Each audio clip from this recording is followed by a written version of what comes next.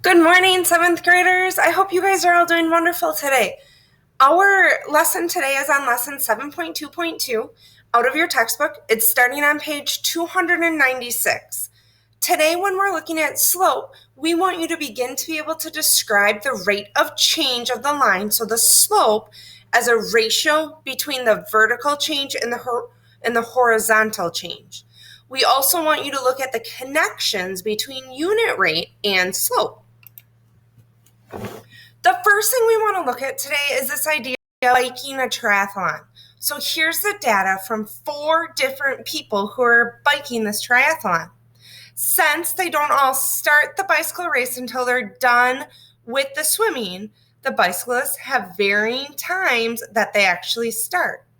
So based on this graph, think about which bicyclists are biking the fastest and which ones are biking the slowest. Think about what other things could you come up with in terms of the relationship of these lines. One of the things that I think about when I'm looking at slope is, if I have a really steep line, is that going to mean that my bicyclist is biking super fast versus a line that's a little bit flatter? So if I think about this, if I look at this steep line, even if I use these 2 lines, letter C and letter D, they start at the same point.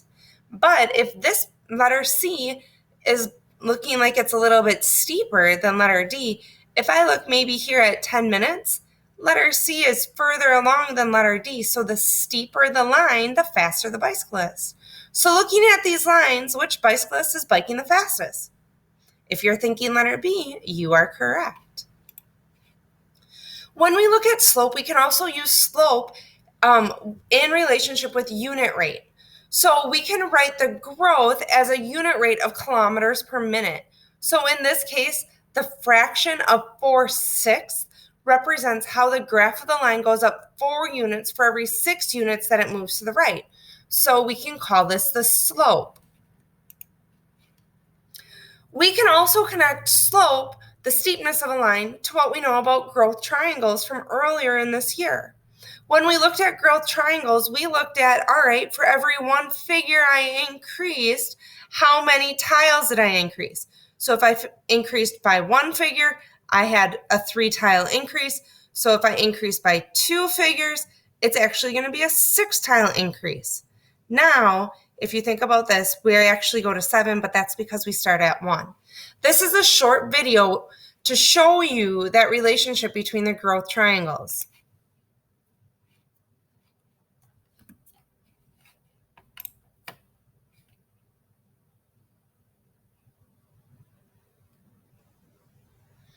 Each of those points is going to have a growth of 2/1.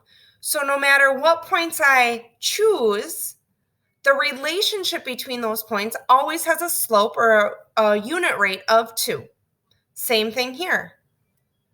I'm always going to have a relationship of -1/2. It doesn't matter which points on that line I choose, they all are going to give me the same answer.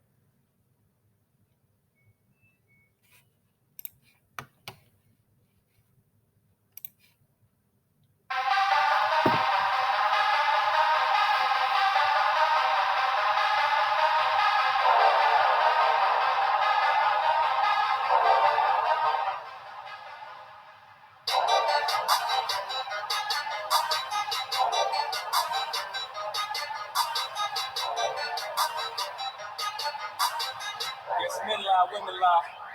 Numbers don't.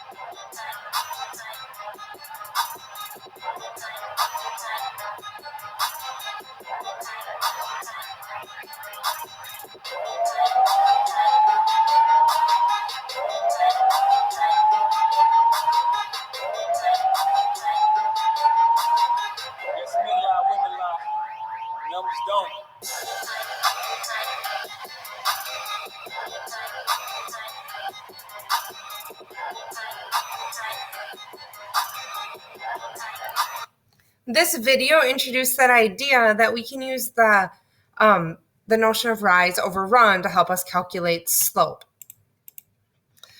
So rise over run is one way to look at slope, but it's also important because that's kind of how we would think about unit rate. So how much we increase per one of whatever we're talking about. So a unit rate compares the change in one quantity to the 1 unit change in another. So in this case, we're going to look at the change in how many kilometers we can bike per minute. So bike rider A can bike this person's going to bike 4 kilometers over 6 minutes. So we would look at that as a rate of 4 over 6. If we look at B, we can look at right here is B. We can look at that rate as, let's look at that. We have a rise of 1, 2, 3 over a run of 1, 2, 3. So this is going to have a rate of 3 over 3 or 1 kilometer per minute. So if I have 6 kilometers, or if I have 4 over 6 as a slope, B, I have 1 over 1 as a slope. Letter C, I have 1, 2, 3 over 2, 3 over 2 as a slope. And letter D, I'm going to have, let's see, 2 over 1, 2, 3, 4, 2 over 4 or half. So looking at these, you can make some determinations about who's going the fastest based on the fractions or the unit rates. Another thing that we can look at is tables. Tables also can show us the slope based on the increase in our x value. So for every increase in our x, it's going to tell us the increase or the slope looking at the y. So if I go from 1 to 2, that's an increase of 1. So 4 to 7 is an increase of 3. Here's a quick video showing you the slope coming from a table.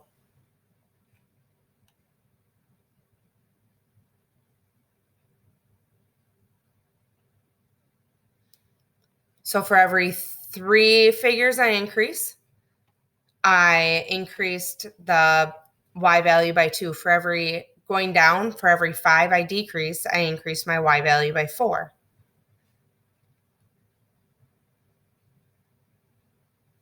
Sometimes using a table isn't quite as easy as seeing it on a graph, but it does give you an option to look at the numerical values of it instead of just taking these points and graphing. Remember, even if I have an XY table, I can graph that and still find the slope. When you are ready, you need to complete problems 46, 47, and 48. Those problems are on a Google form. And in this Google form, what's going to happen is you're going to answer each of the problems. And then once you've submitted your answer for the problems, it will give you the answer to each of those problems. If you have any questions as you're going through this, remember that we're available to help you out. And here's one last quick song for you on slope.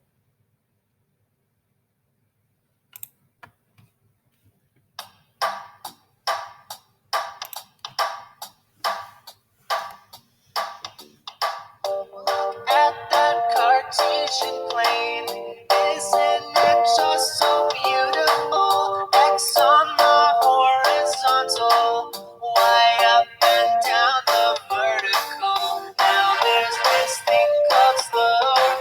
There are 2 ways that it's expressed. It's the rise over run, it's the change in Y over the change in X.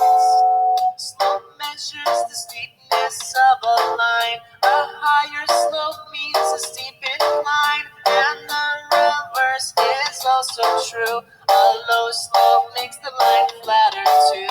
See, there's this thing called slope. There are 2 ways that it's expressed. It's the rise over run, it's the change in Y over the change in X. Let's see slope y-intercept form. Y equals mx plus b. Oh my, the relationship between x and y depends on the constants m and b. M you see is the value of the slope, so a higher m means a steeper line. B is the y-intercept where the line crosses the axis of y.